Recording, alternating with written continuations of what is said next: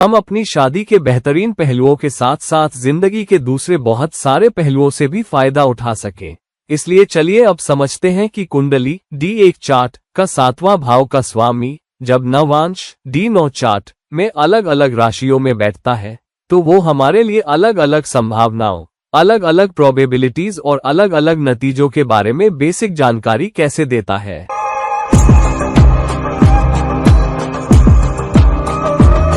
अब अगर D1 chart का 7वां भाव का स्वामी नवांश D9 में मेष राशि में जाता है। मेष राशि वाली बात है ताकत, ऊंची एनर्जी, जोश और एक दिशा। तो यहाँ जोड़ा यानी पार्टनर उनको चीजों को एकदम सीधे और डायरेक्शनल तरीके से मिलकर देखना चाहिए। उनको मकसद साफ दिखने चाहिए क्योंकि राशि का डिजाइन ही यही है इस जोड़े के लिए। जोड़े को सिर्फ अपने घावों पर मिलकर काम करना चाहिए, मिलकर ये तय करना चाहिए कि जिंदगी का रुख क्या होगा और मिलकर ये तय करना चाहिए कि किस दिशा में जाना है। और इसलिए यहाँ बहुत जरूरी है कि जोड़ा दुनिया की गहरी मजहरी मंजरों को देख पाए जो उनके पास है, कि उनको कुछ जख्म क्यों है। उनको अपने आपस के कॉमन जख्मों पर काम करना चाहिए और ये भी देखना चाहिए कि उनको हासिल कैसे करेंगे। और उनमें बहुत जंगी जज्बा होना चाहिए, एक किलर इंस्टिंक्ट होना चाहिए। इसका मतलब ये नहीं कि किसी को मारना है, बल्कि किलर इंस्टिंक्ट का मतलब है कि आपको बहुत अड़ियल होना पड़ेगा, आपको बहुत सारी एनर्जी लगानी पड़ेगी और उन मूवों को हासिल करने की कोशिश करनी पड़ेगी। और इस तरह ये मैग्नीफाइंग फैक्टर को जगाता है। यही वो बुनियादी ताकत बनती है जो जोड़े को साथ रखती है, जो जोड़े को एक ही दिशा में, एक ही रास्ते पर रखती है। हालांकि अगर जोड़ा मिलकर काम कर पाता है, कॉमन गोल्स को देख पाता है और आपस में लड़ने की बजाय एक दूसरे के साथ मिलकर लड़ पाता है, तो फिर ये स्मूथली एक्ट आगे चलकर बहुत अच्छे नतीजों की संभावना बढ़ाता है 7वें भाव के स्वामी के मेष राशि में होने से। हालांकि अगर जोड़ा गोल्स को अलग अलग नजर से देखता है, अगर उनमें से हर एक के दिमाग में सिर्फ कॉमन गोल ही नहीं बल्कि अपने अपने निजी गोल भी हैं, या फिर उनके गोल एक ही तर्ज या एक ही रास्ते पर नहीं है, तो जाहिर है इसका मतलब ये है कि ये प्लेसमेंट जोड़े का गोल हासिल करने में सपोर्ट नहीं करेगा।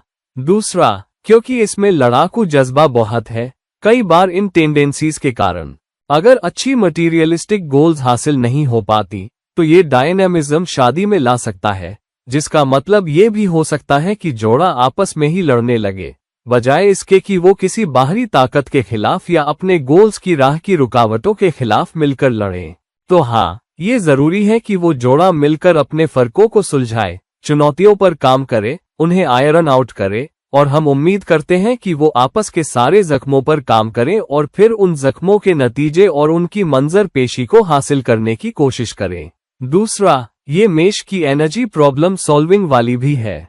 ये मेष की बहुत प्रॉब्लम सॉल्विंग वाली एनर्जी है, तो रास्ते में चुनौतियां आएंगी, मुश्किलें आएंगी, लेकिन अगर वो साथ रहें तो वो उन नतीजों को हासिल कर पाएंगे जो उन्हें लगता है कि उनका ऑब्जेक्टिव है, चाहे वो मेरी नौकरी में हो, मटीरियलिस्टिक हो या फिर एक और सोशल लेवल पर, वो आगे बढ़ पाएंगे। अब आपको ये भी देखना होगा कि 7वें भाव का स्वामी D1 चार्ट में किस भाव में बैठा है।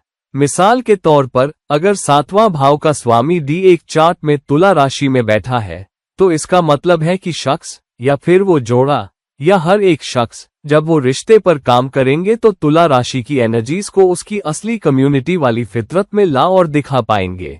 वो रिश्ते की जुड़ाव वाली बात पर काम करेंगे जिसे तुला राशि दिखाती है और रिश्ते में एक ताजुक, बैलेंस लाने की कोशिश करेंगे। अब अगर D1 चार्ट का 7वां भाव का स्वामी D9 चार्ट में वृषभ राशि में बैठा है, इसका मतलब है कि जो चीज जोड़े को जोड़े रखेगी, वो फैक्टर जो जोड़े को नतीजे देगा, जो जोड़े को मटीरियल नतीजे देगा, क्योंकि वृषभ राशि मटीरियल चीजों के बारे में ज्यादा है। हालांकि इसका ये भी मतलब हो सकता है कि दोनों के बीच एकता की बुनियाद या नींव बहुत ज्यादा मटीरियलिस्टिक हो जाए, जहां एक शख्स ये देख रहा हो कि मुझे दूसरे शख्स से या अपने पार्टनर से क्या मिल रहा है और पैसा जोड़ने वाला फैक्टर बन जाए, बजाय उन कीमतों और उसूलों के जिन्हें वृषभ राशि की एनर्जी दिखाती है।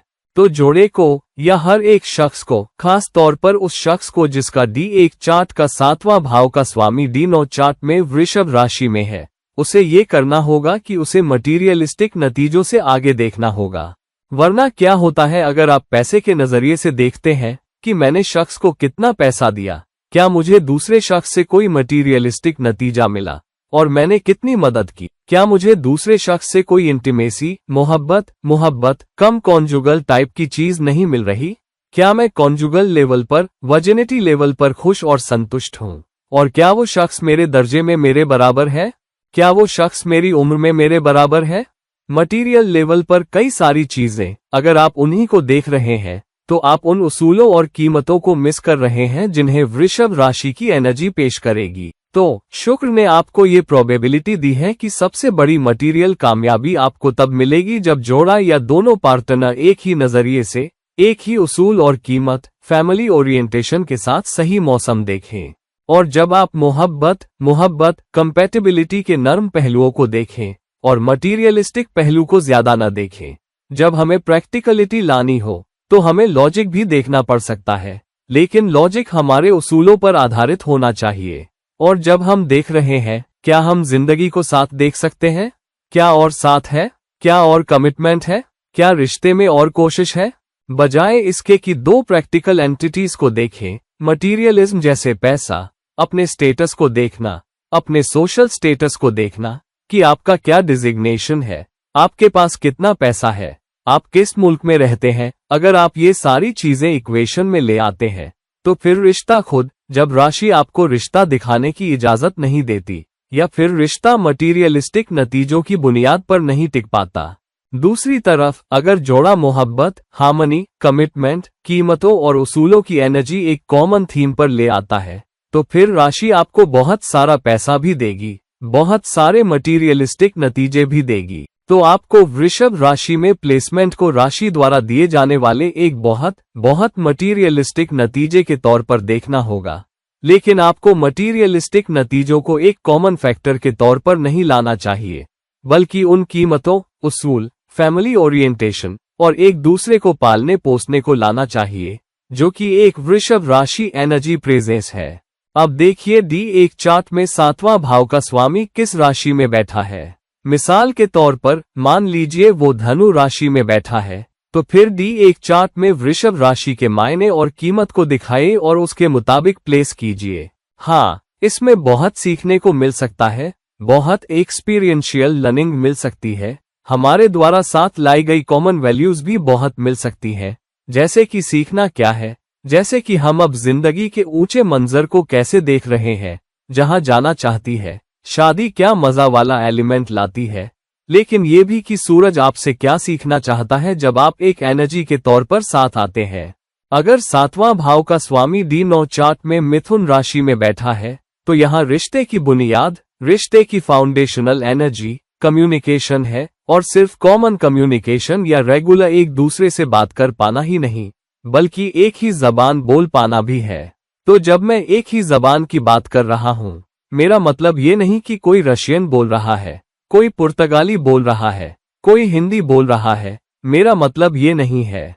एक ही जबान का मतलब है शब्दों में, एक ही जबान का मतलब है उनकी कीमतें क्या है, उनका भविष्य का रास्ता क्या है जिसे वो देख रहे हैं, उनकी मंजिल क्या है जिसे वो एक जोड़े के तौर पर देख रहे हैं, साथ मिलकर वो क्या हासिल करना चाहते हैं, साथ मिलकर वो कहाँ दाखिल होना चाहते हैं।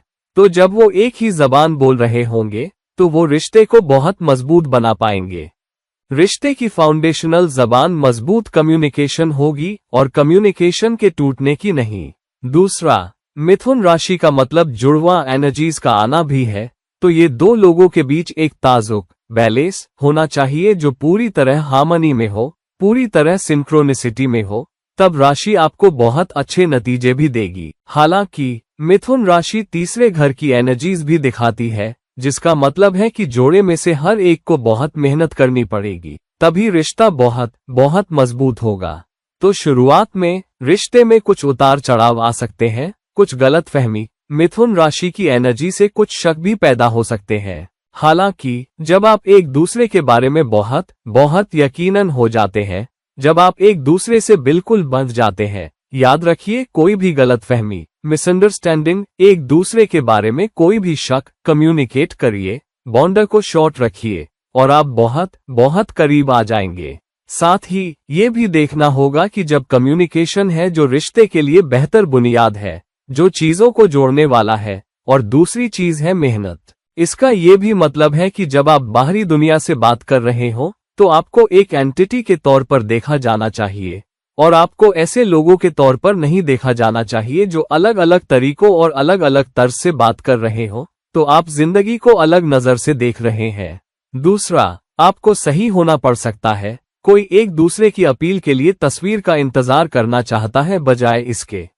अगर आप वो एनर्जी ला पाते हैं तो फिर वो आपके लिए एक वक्त के बाद हासिल होंगे, और इसमें आर्टिस्टिक इंक्लिनेशन भी बहुत है। जोड़े में से एक सदस्य बहुत आर्टिस्टिक, बहुत गिफ्टेड भी हो सकता है, और एक ही दिशा को देखने की वजह से जब आप आर्टिस्टिक एनर्जी को भी दिखा सकते हैं, जो आप जोड़ेंगे वो भी होगा। अब देखिए D1 चार्ट में 7वां भाव का स्वामी आपके D1 चार्ट में किस राशि में बैठा है। मान लीजिए वो मकर राशि में बैठा है, तो इसका मतलब है कमिटमेंट, वफादारी की बहुत ताकत और जिंदगी को ऑर्गेनाइज देखना भी आना चाहिए। जबकि आपका एप्लीकेशन एक बाइंडिंग पैटर्न के तौर पर भी जब 7वां भाव का स्वामी D9 चार्ट में मिथुन राशि पाता है। अब जब D1 चार्ट का 7वां भाव का स्वामी D9 चार्ट में कर्क राशि में जाता है, तो हाँ, सूरज आपको मोहब्बत, हाँ, एम्पैथी, समझ, एक दूसरे को सपोर्ट करने और एक दूसरे को पालने पोसने का मौका देता है। हालांकि इसका ये भी मतलब है कि दोनों पार्टनर को एक दूसरे को ऐसे देखना चाहिए जैसे दोनों एक दूसरे को इस तरह सपोर्ट कर रहे हैं कि आप उस मटीरियलिस्टिक नतीजे से आगे देख रहे हैं जो हमें मिलेगा। ये इमोशनल बुक है। ये वो है जो कर्क कहता है कि अगर आप एक दूसरे पर मोहब्बत, केयर, समझ, एम्पैथी बरसा पाते हैं, तो फिर मटीरियलिस्टिक नतीजे, वो असेट्स जो कर्क की चौथे घर की नेचुरल एनर्जीज लाती है, वो भी एक वक्त के बाद आ जाती है।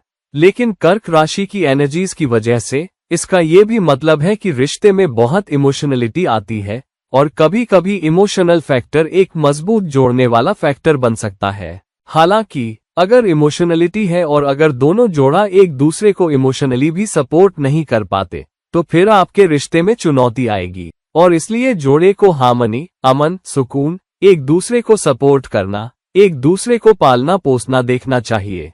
कुछ हद तक हम एक माँ वाला फैक्टर, पैतृक फैक्टर में भी हो सकते हैं।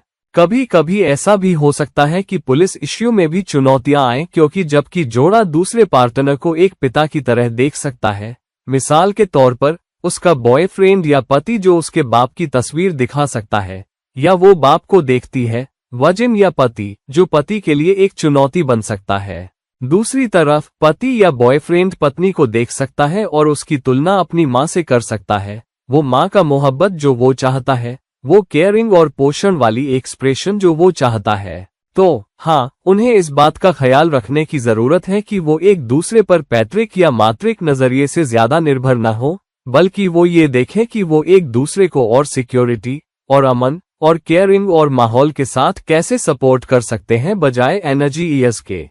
अगर आप ऐसा कर पाते हैं तो फिर यही इक्वेनिमिटी होगी, मंजर पेशी, सबसे मजबूत मंजर पेशी, बुनियादी, और ये मोहब्बत, केयर और मोहब्बत के साथ है बजाय एनर्जी ईयर्स के। लेकिन देखिए D1 चार्ट में ये 7वां भाव का स्वामी किस राशि में बैठा है। अगर वो मिसाल के तौर पर वृश्चिक राशि में बैठा है, जिसका मतलब है इमोशनल लाइट बाहर भेजने को जा सकती है, एक तब्दीली भी हो सकती है जो सही के साथ जोड़ा आपको मोहब्बत, केयर और मोहब्बत के नतीजे देने से पहले, साथ ही 7वां भाव का स्वामी D9 चार्ट में कर्क राशि में बैठा है। अब जब D9 चार्ट का 7वां भाव का स्वामी D9 चार्ट में सिंह राशि में जाता है, तो हाँ, राशि आपको रिश्ते में कामयाबी आने की ऊंची प्रोबेबिलिटी देती है और बुनियादी एनर्जी सिंह राशि वाली बनती है। तो हाँ, राशि जोड़े से उम्मीद करती है कि वो एक दूसरे के साथ खड़े रहें, वो एक दूसरे के लिए जिम्मेदार हो और एक दूसरे के लिए लीडरशिप ले पाएं, और दूसरे को लीडरशिप लेने के लिए देखने की बजाय जब भी हालात पैदा हो, जब भी कोई चुनौती पैदा हो, जोड़े में से एक को आगे बढ़ना चाहिए और लीडरशिप लेनी चाहिए। असल में दोनों को लीडरशिप के लिए लड़ना चाहिए और दूसरे पर जिम्मेदारी डालने की चाहत की बजाय। अगर आप ऐसा कर पाते हैं और दोनों आगे बढ़ने और फैनिंग करने को देख रहे हैं, दोनों एकता में लीडरशिप ले रहे हैं, दोनों रिजर्व की जिम्मेदारी ले रहे हैं बजाय एक दूसरे को जवाबदेह ठहराने के बजाय खुद को जवाबदेह ठहराने के। तो अगर कुछ सही जाता है ये किसी और से या दूसरे शख्स से जुड़ा है मेरा मतलब, लेकिन अगर चीजें सही नहीं जा रही तो फिर आप जवाबदेही लीजिए, जिम्मेदारी लीजिए। जब जोड़ा इस तरह बर्ताव करता है आप क्रेडिट शेयर करने के लिए तैयार हैं, इसके साथ काम कीजिए, लेकिन आप आगे की राह की जिम्मेदारी लेने के लिए तैयार हैं। और इसलिए यहाँ दोनों जोड़े को उन्हें बहुत अथॉरिटी मिलेगी, उन्हें बहुत ताकत मिलेगी, उन्हें बहुत असर मिलेगा, उन्हें बहुत कामयाबी मिलेगी, उन्हें एक जोड़े और इंडिविजुअल के तौर पर चमकने की बहुत काबिलियत भी मिलेगी अपने वेल्थ एरिना में, अपने करियर में भी लंबे वक्त में, अगर वो एक दूसरे के लिए और अपने आप के लिए, अपने मंजर के लिए सही से जवाबदेही और जिम्मेदारी ले पाते हैं। इस तरह निर्वाण संक्रांति यहाँ थी। दूसरी तरफ एक को सावधान रहना होगा कि बहुत ऑटोक्रेटिक न बने या एक दूसरे पर राज करने की कोशिश न करे, या जिंदगी के अलग अलग नतीजों पर राज करने की कोशिश न करे, या ऐसा कोई न बने जो खुद की इज्जत को इजाजत दे या प्राइवेट या तथाकथित खुद की इज्जत को रिश्ते को तबाह करने दे।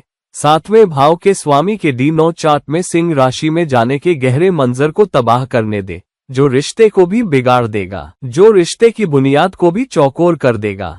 लेकिन जब तक आप एक दूसरे के लिए जवाबदेही ले पाते हैं बजाय एक दूसरे के लिए ऑटोक्रेटिक बनने के, उसका सही डाटा नतीजों से वास्ता है जो रिश्ते के होते हैं और आपको एक बहुत स्टेबल रिश्ता भी देते हैं जो आपसी भरोसे और सेवा पर आधारित है। अब अगर D1 चार्ट का 7वां भाव का स्वामी D9 चार्ट में कन्या राशि में जाता है, हाँ ये बहुत कर्विंग मंजर पेशी है।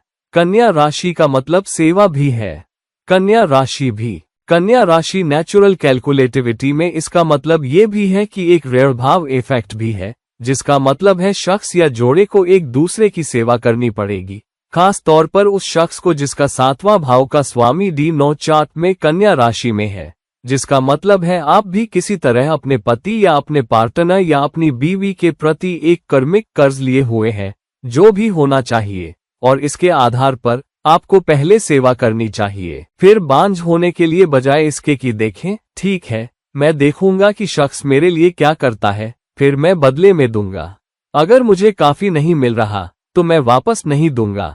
हालांकि इस रिश्ते के साथ चुनौती ये हो सकती है कि कभी कभी आप पार्टनर के लिए बहुत ज्यादा करते जा सकते हैं और अपने लिए क्या जरूरी है ये देखे बिना। तो हाँ, इसका मतलब है कि पार्टनर के लिए क्यों नहीं कर रहे, आपको अपनी भी सेवा करनी जरूरी है। तो ये ऐसा नहीं है मैं अब शख्स की सेवा करता हूं और मुझे देखने दो कि बदले में क्या मिलता है, ये रिश्ता नहीं है। आपके पास पार्टनर्स का एक निश्चित अगला ग्रुप है। इसका मतलब है कि आपको पार्टनर पर राज करने की जरूरत नहीं है, बल्कि आप अपना भी ख्याल रखिए।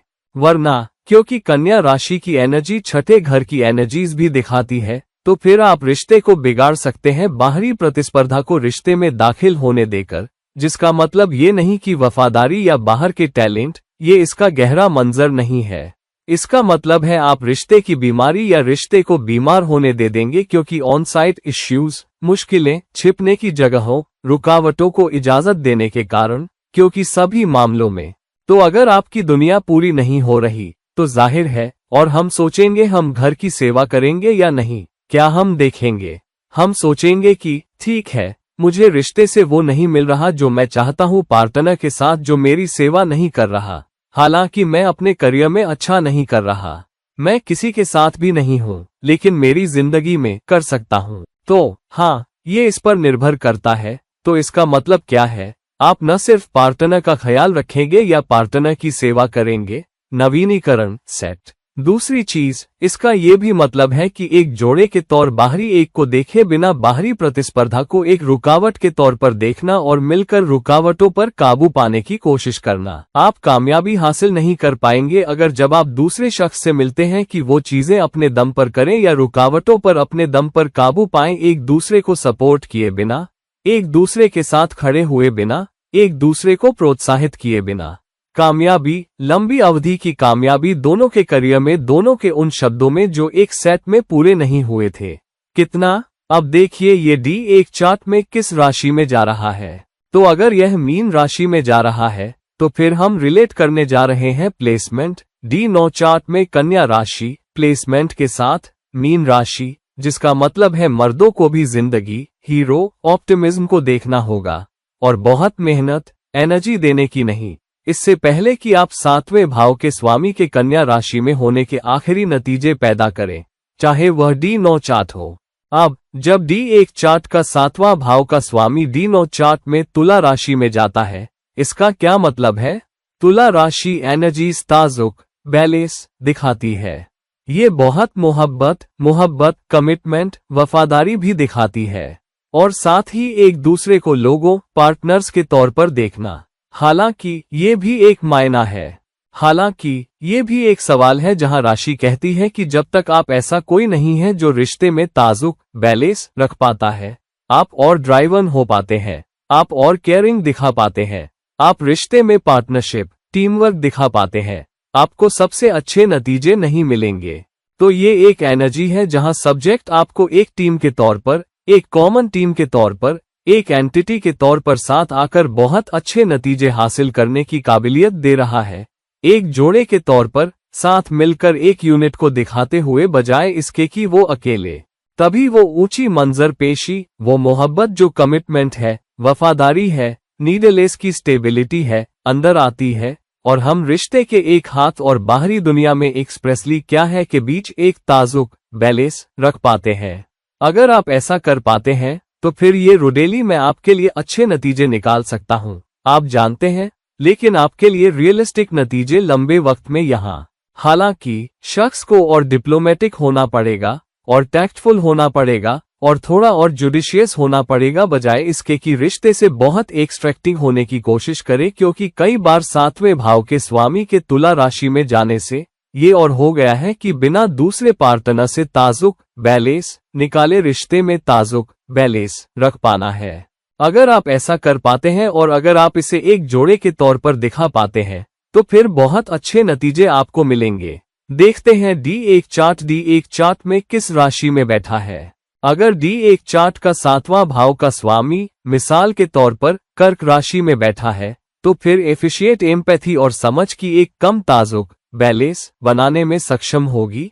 तो जहां भी आपका 7वां भाव का स्वामी आपके D1 चार्ट में किस राशि में अपनी जगह के साथ D9 चार्ट में तुला राशि पर बैठा है, वहां कनेक्ट करने में सक्षम हो। जब D1 चार्ट का 7वां भाव का स्वामी D9 चार्ट में वृश्चिक राशि में बैठा है, इसका क्या मतलब है? इसका मतलब है कि बिना आपके रिश्ते में एक ट्रांसफॉर्मेटिव अप्रोच लिए आप रिश्ते के सबसे अच्छे नतीजे दिखा पाने में सक्षम नहीं हो पाएंगे। ये एक गहरी एम्बेडेड एनर्जी है जो रिश्ते को साथ रखेगी और इसका मतलब है कि जोड़े को मेरे ऊपर शर्मिंदा नहीं होना चाहिए, खास तौर पर उस शख्स को जिसका 7वां भाव का स्वामी वृश्चिक राशि में है। उसे रिश्ते में रुकावटों, शुरुआती इश्यूज, शुरुआती अड़चनों से दूर नहीं भागना चाहिए, क्योंकि कई बार शुरुआती अड़चनें, शुरुआती चुनौतियां, शुरुआती रुकावटें आपके पार्टनर के साथ रहने के मकसद में एक स्पैनर फेंक सकती है। तो कई बार क्या होता है कि ये शख्स रिश्ते में बहुत उतार चढ़ाव से गुजर सकता है। कभी कभी आप एक फेल्ड रिलेशनशिप से भी गुजरते हैं इससे पहले कि आखिरी मजबूत रिश्ता आता है। लेकिन ये भी एक जगह है जहां शख्स को रिश्ते के बड़े मकसद को समझना होगा, बजाय इसके कि एक इमोशनल रियलिस्टिक लेवल या एक बेस लिमिट पर देखे, बजाय इसके कि एक क्वालिटेटिव सिर्फ तब देखे जब जोड़ा, खास तौर पर ये शख्स रिश्ते को इस नजरिए से देख पाता है कि मैं अपने माइंडसेट को बदलना चाहता हूं। कभी कभी मैं वो नहीं हो सकता जो मैं हूं और दूसरे शख्स से उम्मीद करूं कि मुझे जैसा हूं वैसे ही कबूल करे। क्या होता है, क्या मायने भी है। कभी कभी आप बहुत कर रहे होंगे, आप बहुत कर रहे होंगे। कभी कभी आपको बहुत सारी रुकावटों, अड़चनों पर काबू पाना होगा, किसके द्वारा बिना उन नतीजों की उम्मीद किए जो आप पार्टनर से चाहते हैं। तो इसका मतलब है आपको अपने माइंडसेट में एक तब्दीली से गुजरने में सक्षम होना पड़ेगा। कभी कभी आपकी गहरी ख्वाहिशें इसके साथ रह जाती हैं, क्योंकि ये कोर 2 एनर्जीज डिपेंडेंट इन एनर्जीज है, जिसका मतलब है आपको कभी कभी अपनी कुछ ख्वाहिशों को छिपा कर रखना पड़ेगा, क्योंकि आपको लगता है जैसे इसका मतलब बनता है तब भी जब मैं पार्टनर को बताता हूँ सब कुछ नहीं मिल सकता। तो कुछ नतीजे हो सकते हैं जो आपको एक जोड़े के तौर पर दिए जाएंगे, लेकिन कुछ नतीजे आपको नहीं मिलेंगे। तो वो गर्म हो सकते हैं या वो एम्बेडेड हो सकते हैं, और कभी कभी वो कभी हमारे साथ रहने का मौका नहीं दिए जाते। तो ये एक एनर्जी है जहां रुकावटों, चुनौतियों, इश्यूज पर काबू पाना आपके रिश्ते में एक वक्त के लिए, जबकि एक जोड़े के तौर पर उन सारी चुनौतियों पर काबू पाने के बाद तब विभिन्न फल, अचानक फल, रहस्यमयी मिस्टिकल फल भी दिए जाएंगे राशि को बिना उम्मीद के समझाने के लिए। तो शुरुआत में सारी रुकावटों और चुनौतियों से गुजरने के बाद राशि धीरे धीरे रिजर्व को खोलती थी, एक एक करके विकसित होने के लिए। हाँ, पार्टनर और कामयाबी हासिल कर पाएंगे, अपनी मेहनत के बेहतर फल भी हासिल कर पाएंगे, एक जोड़े के तौर पर बेहतर फल भी। अब देखिए D1 चार्ट में 7वां भाव का स्वामी किस राशि में जाता है या बैठा है। मिसाल के तौर पर अगर वो सिंह राशि में बैठा है, जिसका मतलब है बिना आपकी जिंदगी में नतीजों की जिम्मेदारी और जवाबदेही लिए आप तब्दीलियों पर काबू नहीं पा पाएंगे। ये वो है जो हम कह रहे हैं। अब अगर D1 चार्ट का 7वां भाव का स्वामी D9 चार्ट में, नवांश चार्ट में धनु राशि में बैठा है, इसका मतलब है कि आपकी जिंदगी में आपको कुछ रिस्क लेने होंगे या पार्टनर के साथ भी रिस्क लिया हो सकता है और सिर्फ आप ही ये महसूस कर पाएंगे कि रिस्क क्या रहा है। तो कई बार इस प्लेसमेंट के साथ कभी कभी लोग बिना सोचे समझे रिश्ते में कूद जाते हैं, क्योंकि आप में ये रिस्क लेने की टेंडेंसी भी होती है। तो आप रिश्ते में इस जानकारी के साथ कूद जाते हैं कि हर रिश्ता एक रिस्क है, तो मैं क्या इसे कामयाब बनाने की कोशिश करूंगा। हालांकि साथ ही रिश्ते में बहुत मजा भी होता है, एक एडवेंचर की रूह भी। तो आप देखते हैं ये शख्स बहुत मजेदार है, ये शख्स लोगों को देखने के लिए सब कुछ एंटी बुलियिंग है और मुझे लगता है इस शख्स के साथ जिंदगी बहुत अच्छी होगी, जिंदगी एडवेंचर होगी। मैं एडवेंचर के लिए तैयार हूं और इसलिए आप एडवेंचर में कूद जाते हैं। लेकिन चुनौती तब आती है जब आपको एक्सपीरियंशियल सिचुएशनल चैलेंजेस से सीखना होता है, जो इसलिए वो आपके साथ वक्त वक्त पर बंद हो जाते हैं क्योंकि इसके पास हास्यास्पद एनर्जीज हैं, लेकिन इसलिए वो सीखते हैं कि इसका क्या मतलब है, इस बारे में कि क्या मतलब है कि कौन एक जोड़े के तौर पर चुनौतियों का स्वागत करता है जो कमीशन किए गए हैं, और सीखते हैं कि जिंदगी खुद की गहरी मंजर पेशी क्या है, सिर्फ आप अकेले एक जोड़े के बारे में नहीं। ये सिर्फ आपकी ख्वाहिशों और चाहतों के बारे में नहीं है, बल्कि बिना जिंदगी के ऊंचे मंजर को सीखे रुकावट इश्यूट के साथ चुनौतियों और सबक सीखने के इच्छुक होने पर सिर्फ तभी एक जोड़े के तौर पर आपने उसके साथ कामयाबी हासिल की, जिस एक्सपेंसिव कामयाबी विलियम ने हमारे सामने आई स्थिति से एक्सपेंसिव लर्निंग हासिल की। तो हाँ, एक को होना है बहुत ब्रॉड माइंडेड भी, दूसरे शख्स की भावनाओं के लिए, दूसरे शख्स की मान्यताओं के लिए, दूसरे शख्स की भावनाओं के लिए, दूसरे शख्स की एक्सप्रेशन के लिए भी अच्छे नतीजे दिखाने में सक्षम होने के लिए। तो बिना ओपन माइंडेड हुए, बिना एक्सपेंसिव हुए, बिना लार्ज हार्टेड हुए आप एसोटेरिक को हिट नहीं कर पाएंगे। हालांकि अगर आप हैं और आप एक जोड़े के तौर पर उन चुनौतियों, उस इश्यू, उस समस्या का सामना कर पाते हैं जो आप पर जा रही है, जब धनु राशि तो 9वें घर की एनर्जीज राशि भी दिखाती है, वो गेम्स भी एक्टिव आएंगी, वे भी ऑर्डर पीरियड ऑफ टाइम को आते हैं। एक बार जब आपने वो सबक सीख लिया जो धनु राशि आपको सिखाना चाहती है, आपसे एक जोड़े के तौर पर सीखना चाहती है। अब देखिए ये किस राशि में बैठा है। D1 चार्ट 7वां भाव का स्वामी बैठा है D1 चार्ट। तो अगर वो तुला राशि में बैठा है तो सिर्फ तभी जब आप ताजुक बैलेंस रख पाते हैं, जबकि जिंदगी के तरीके सीखते हैं, जबकि चाय या मंजर पेशियों को समझते हैं, सिर्फ तभी नतीजे आपको मिलेंगे एक साफ इफेक्ट के ऊपर। जब D1 चार्ट का 7वां भाव का स्वामी D9 चार्ट में, नवांश चार्ट में मकर राशि में बैठा है, तो यहाँ राशि आपको रिश्ते में बहुत ऑर्गेनाइज्ड, बहुत स्ट्रक्चर्ड, बहुत डिसिप्लिन्ड होने की काबिलियत देती है, और कोई समाज के उन नियमों और कायदों के साथ चलेगा जो आपसे एक जोड़े के तौर पर उम्मीद करता है। खास तौर पर उस शख्स को बुलाया जाता है। 7वां भाव का स्वामी मकर राशि में बैठा है, तो आप जानते हैं राशि आपको बताती है अगर आप उन सीमाओं के भीतर काम कर और बर्ताव कर पाते हैं जो राशि आपको दे रही है, समाज आपको एक जोड़े और एक इंडिविजुअल के तौर पर रिश्ते में देता है, तो नतीजे आपको मिलेंगे। हालांकि आपको मेहनत करनी पड़ेगी, आपको रिश्ते में बहुत डिसिप्लिन होना पड़ेगा। नतीजे आपको आसानी से नहीं मिलेंगे, सिर्फ तभी जब आप एक टीम मेंबर के तौर पर दे रहे हैं, एक बॉस के तौर पर नहीं, बल्कि कोई जो रिश्ते में नौकर बनने को तैयार है, सेवा करे रिश्ते में, हम कोलाइड रिश्ते में, हम बहुत कमिटेड रिश्ते में, तब नतीजे आपको मिलेंगे, क्योंकि मकर राशि की एनर्जी उस कर्म को भी दिखाती है जो आपको छोड़ना है। तो बिना और ऑर्गेनाइज्ड होने और डिसिप्लिन्ड होने और देने और रिश्ते में और कस्में खाने के कर्म को लूटे, ऊंची मंजर पेशी, बेहतर नतीजे, खास तौर पर मकर राशि भी एक अंथासाई होने के कारण, क्योंकि 10वां घर हो चुका है। किसी तरह आप कोइंसाइड के नेचुरल 10वें घर की एनर्जीज फाइनेंशियल ईयर्स आप तक नहीं पहुंचेंगे। आप डिसिप्लिन नहीं करेंगे, ऑर्गेनाइज नहीं करेंगे, स्ट्रक्चर्ड अपने रिश्ते में। साथ ही इसका मतलब है अब बहुत वफादारी के साथ आपको बहुत एम्बिशियस होना पड़ेगा, बैक बेंड करने को तैयार होकर रिश्ता सबसे अच्छे नतीजे हासिल कर पाने में सक्षम हो सकता है। तो जब 7वां भाव का स्वामी मकर राशि में है, इसका मतलब है आपको टीम में टीम मेंबर के तौर पर देखने में सक्षम होना पड़ेगा, बजाय एक बॉस के तौर पर। आपको पार्टनरशिप को देखना होगा, लेकिन कोई जो पार्टनरशिप में और सेवा कर रहा है और अनुशासन, प्रयास और वफादारी अपनी कमिटमेंट के जरिए, तब नतीजे स्केलेबल नतीजे आएंगे। कभी कभी इन प्लेसमेंट्स के साथ कोई थोड़ा अनफॉरगिविंग बन सकता है।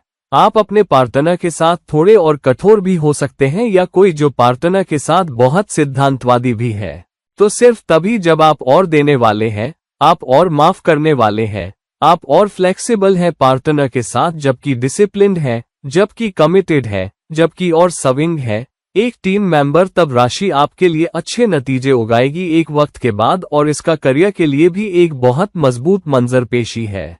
किसी तरह ये पॉवर्स बॉयफ्रेंड या गर्लफ्रेंड पर भी साउंड वे से जुड़े हो सकते हैं, और आपके काम में किसी तरह काम और एक सफिशिएट में भी, और इसलिए कई बार उसकी कामयाबी, आपकी नौकरी में, आपके करियर में भी आ सकती है। आपके रिश्ते की क्या मजबूत बुनियाद एनर्जीज के जरिए नहीं है। अगर आपका रिश्ता दक्षिण की ओर जा रहा है, कई बार महसूस होगा कि आपका करियर ये काम करेगा, आपकी पोजीशन, और फिर रखिए। अब देखिए D1 चार्ट में 7वां भाव का स्वामी किस राशि में है और D1 चार्ट में इस राशि में बैठा है। अगर वो वृश्चिक राशि में बैठा है, जिसका मतलब है सिर्फ उतार चढ़ाव, रुकावट, चुनौती इस इश्यू से गुजरने के बाद और आपके नजरिए में और तब्दीली आने के बाद, तब सिर्फ मेहनत के जरिए आता है, उसके साथ एक अनुशासित प्रयास के साथ रिजर्व 7वां भाव का स्वामी D9 चार्ट में मकर राशि में बाहर आएगा। जब D1 चार्ट का 7वां भाव का स्वामी D9 चार्ट में कुंभ राशि में बैठा है, तो इसका क्या मतलब है? इसका मतलब है कि रिश्ते में बहुत सोशल कंसिडरेशन भी होंगे। एक तरफ दोनों लोग और सोशल और आउटगोइंग हो सकते हैं, या कम से कम एक पार्टनर दूसरे से और आउटगोइंग शख्स हो सकता है। और इसका ये भी मतलब है कि कई बार आप रिश्ते की सोशल एक्सेप्टेंस को भी देख रहे होंगे। कभी कभी पूरे समाज के आपको एक के तौर पर कबूल करने की बजाय सभी वो 2 या 3 धागे जो वैलिडेट करते हैं कि आप किसके साथ हैं, वैलिडेट करते हैं कि आपका अच्छा रिश्ता है या नहीं। अगर बहुत सारे लोग खास तौर पर 3 करीबी दोस्तों के पास जाते हैं, आपको वही नहीं देते कि ये शख्स अच्छा लगता है, या आप इस शख्स के साथ क्या कर रहे हैं, आप इस लड़के या दूसरे के साथ बहुत आरामदेह नहीं है। और अगर कोई सच्चा या सच्चा शख्स है, तो फिर आप कुछ यूनिफाइड वर्ल्ड को भी देख रहे होंगे जिसमें आप साथ साथ आगे बढ़ रहे हैं। अगर आप एक यूनिफाइड बड़ी दुनिया देख पाते हैं, जिंदगी के प्रति एक और फिलोसफिकल अप्रोच जो आपके पास है, आप रिश्ते में प्रोटेक्टेड महसूस नहीं करेंगे। इससे इसका मतलब है कि अगर आप देख रहे हैं, आप जानते हैं, अगर आप ज्यादा पैसा नहीं कमा रहे, मिसाल के तौर पर, लेकिन अगर आप एक दूसरे से मोहब्बत और केयर करते हैं, अगर आपके पास साथ होने या साथियत की ये भावना है, तो फिर हम शायद, या मैं नहीं शायद, बड़ी मंजर पेशी या ग्रेचुअलिस्टिक मंजर पेशी हासिल कर पाने में सक्षम नहीं हो पाऊं। दूसरी तरफ, अगर मैं अपनी ख्वाहिशों और चाहतों को पूरा नहीं कर पा रहा हूं, जो भी मेरी ख्वाहिशें और चाहते हैं, वो मटीरियलिस्टिक हो सकती है, सोशल हो सकती है, सोसाइटल हो सकती है, फिलोसफिकली लेवल पर कुछ हो सकती हैं, जो मैं रिश्ते को तभी देखता हूं जब मैं जानता हूं कि मेरी ख्वाहिशें और चाहते आ रही हैं, या कुछ अहम ख्वाहिशें और चाहते जो है न सिर्फ रिश्ते के भीतर कुछ मेरे लिए। आमतौर पर ये शख्स ख्वाहिशों और चाहतों को खुद के लिए नहीं देख रहा है, शख्स टीम के लिए, एक जोड़े के तौर पर टीम के लिए ख्वाहिशों और चाहतों को देख रहा है। लेकिन अगर वे देख रहे हैं कि दूसरा शख्स, पति या पत्नी, करीब साथ को नहीं देख रहा है, कॉमन ख्वाहिशों और चाहतों को पूरा होते देख रहा है, तो फिर वे धोखा महसूस करते हैं, वे रिजेक्टेड महसूस करते हैं, और फिर वे अब उस रोशनी में बनने लगते हैं जो है एक नक्शा सही शख्स में। तो कभी कभी शुरुआती रोशनी फ्रस्ट्रेशन, एंजाइटी, चिंता से भरी होगी और आपकी ख्वाहिशें और चाहते पूरी होंगी, लेकिन सिर्फ एक वक्त के बाद संघर्ष करने के बाद पिछले वजन के नक्शे की चुनौती को दिखाते हुए अपने टेम्परामेंट को छोड़ दो। आपको अपनी ऊंची आक्रामकता छोड़नी पड़ेगी, मर्दों को छोड़ना पड़ेगा, ऊंची उम्मीदों, हाईली आइडियलिस्टिक अप्रोच को छोड़ना पड़ेगा, लेकिन आपको रिश्ते को दोनों वर्ल्डली देखना पड़ेगा। आपको इसे लॉजिकली याद रखना पड़ेगा। तब जब मछलियां चाहते आती हैं, तब जब ऊंची मंजर पेशियां, ऊंचे गोल हैं और ख्वाहिशें और चाहते आती हैं भी आती हैं। कभी कभी पार्टनर सोशल थ्रेड से भी जुड़े हो सकते हैं। आप एक दोस्त के तौर पर भी शुरू हो सकते हैं और फिर रिश्ता बैठा है। D1 चार्ट का 7वां भाव का स्वामी गुजर रहा है। D1 चार्ट में राशि पर हस्ताक्षर कर रहा है। मिसाल के तौर पर यह कॉल करता है तो बिना उसूलों और कीमतों को देखे, बिना परिवार के बड़ी मंजर पेशी, क्योंकि 7वां भाव का स्वामी उसमें बैठा है, वो शायद ऊपर ना आए। अगर D1 चार्ट का 7वां भाव का स्वामी D9 चार्ट में मीन राशि में बैठा है, ये एक बहुत मजबूत डिनोटेशन है कि शख्स कभी कभी बहुत ऑप्टिमिस्टिक या आइडियलिस्टिक बन सकता है रिश्ते में देने के लिए भी। तो कभी कभी आप हवा में ये सारे किले बना सकते हैं, सोचते हुए कि ओह ठीक है, इस शख्स के साथ मेरी जिंदगी महान होगी, मेरी जिंदगी बहुत खुशहाल होगी, मैं बहुत शांत रहूंगा, इसने मुझे बहुत मजा दिया, यह मोहब्बत से भरा हो सकता है, मुझे जिंदगी में और कुछ नहीं चाहिए, मेरे पास बस ये शख्स है। हम उसकी पर शुरू हो सकते हैं। हालांकि सीन बैंक के साथ आप देखते हैं कि जिंदगी की सबसे बड़ी मुश्किलें वो कभी रिश्ते को ये सारे आइडियलिस्टिक, ये सारा ऑप्टिमिज्म वीजा द्वारा हिलने नहीं देती, और फिर धीरे धीरे आप रिश्ते की बुनियाद में दोनों रिश्ते को चुनने लगते हैं। तो ये एक चुनौती है राशि द्वारा भी कि बहुत आइडियलिस्टिक हो जाएगा, रिश्ते में बहुत ऑप्टिमिस्टिक हो जाएगा।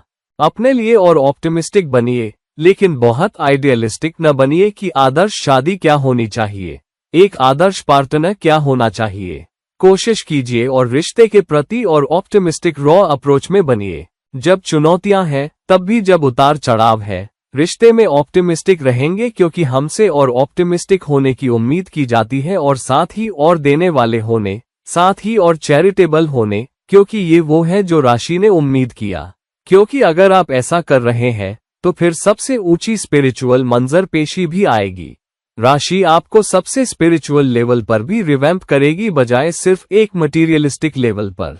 ये भी वहां बैठा है। एक जोड़े के तौर पर आपको बहुत नहीं होना चाहिए, या एक जोड़े के तौर पर दोनों दिशाओं में या दोनों मंजर पेशी में, जो आपके लिए मुश्किल हो सकती है, इसकी जरूरत है। और ज्यादा रियलिस्टिक बनने की बजाय को ऑप्टिमिस्टिक दुनिया में कम से कम। सिर्फ तभी जब आप जा रहे हैं, सिर्फ तभी जब आप और लॉजिकल है, आपके पास और ग्राउंडेड है, तब सिर्फ आप अपनी मेहनत के फल हासिल कर पाएंगे, बजाय बहुत ऑप्टिमिस्टिक या बहुत आइडियलिस्टिक होने के। और अपनी एनर्जी को ग्रोथ वर्ल्ड्स में खर्च करके आप एक जोड़े के तौर पर साथ नहीं मिल पाएंगे। तो जब आप साथ ग्रोथ मंजर पेशी को देख रहे हैं, आपको अपने पैर जमीन पर टिका कर रखने में सक्षम होना पड़ेगा। आपको रियलिस्टिक होना पड़ेगा। आपको एक जोड़े के तौर पर लॉजिक लगाने में सक्षम होना पड़ेगा। सिर्फ तभी एक वक्त के बाद ये एक हाई गेट वेरिएबल रिजल्ट्स नहीं है, और इसलिए एक जोड़े के तौर पर आपको अपने टालमटोल को छोड़ना पड़ेगा। आपको बहुत रिफ्लेक्टिव होने को छोड़ना पड़ेगा। एक रिफ्लेक्सिव में अपने एटीट्यूड में रिफ्लेक्सिव या रिएक्टिव होने को कि कौन सी रोशनी आप पर उगती है, लेकिन आपको और तैयार होना पड़ेगा और आपको और लॉजिकल होना पड़ेगा। अपने पैर जमीन पर टिका कर रखिए और फिर भी एक दूसरे के साथ ऑप्टिमिस्टिक रहिए उस मंजर पेशी को हासिल करने में सक्षम होने के लिए, लेकिन रियलिस्टिकली कम ट्रिकी है। अब मान लीजिए 7वां भाव का स्वामी D1 चार्ट में भी मीन राशि खुद में बैठा है, तो ये एक वर्बोटाला प्रीस्टहुड है। मैं यहाँ फर्क करना चाहता हूँ, लेकिन वर्बोटाला प्रीस्टहुड की एक मिसाल है। तो मैं मीन राशि का इस्तेमाल कर रहा हूँ 7वें भाव के स्वामी प्रीस्टहुड के तौर पर, और दोनों D1 चार्ट और D9 चार्ट। तो ये एक बहुत छोटी मंजर पेशी है, जिसका मतलब है कि ब्रह्मा आपको रिश्ते में बहुत ताकत देगा, लेकिन मीन राशि की सबसे मजबूत मंजर पेशी के जरिए कि बहुत ऑप्टिमिस्टिक होना, देना और साथ ही अपनी जिंदगी के करीब और स्पिरिचुअली होना। तब लेकिन हम इसे चिपकाएंगे तो दोस्त अब जब हमने देख लिया है कि कैसे D1 चार्ट में 7वें भाव के स्वामी का प्लेसमेंट D9 चार्ट में अलग अलग राशियों में अलग अलग मंजर पेशी के साथ, मेरी वीडियो भी देखिए 7वें भाव के स्वामी की D9 चार्ट में अलग अलग घरों में, और फिर 7वें भाव के स्वामी की एनर्जीज को अलग अलग घरों में लाइए और 7वें वर्ल्ड रेफरेंस साइंस पुरस्कारा 7वें घर में या उस खास राशि में प्लेस किए गए हैं जिसमें 7वां भाव का स्वामी बैठा है। और ये भी देखिए कि कैसे क्या ये एंटिटीज मंजर पेशी कर रही हैं उन हालात में अगर वो एक दशा या भुक्ति है तो पूछिए, या अगर कोई ग्रहों के पहलू या युति हैं जो 7वें भाव के स्वामी के प्लेसमेंट की मंजर पेशी में एक और स्वाद मिला रहे हैं। अगर आप मेरे लिए और कंसल्टेशन ढूंढ रहे हैं मुझसे संपर्क कीजिए, लिंक नीचे है। ये दूसरा वक्त कोई और वीडियो। ये है दोस्त और गाइड इरफान, साइनिंग ऑफ। चाओ।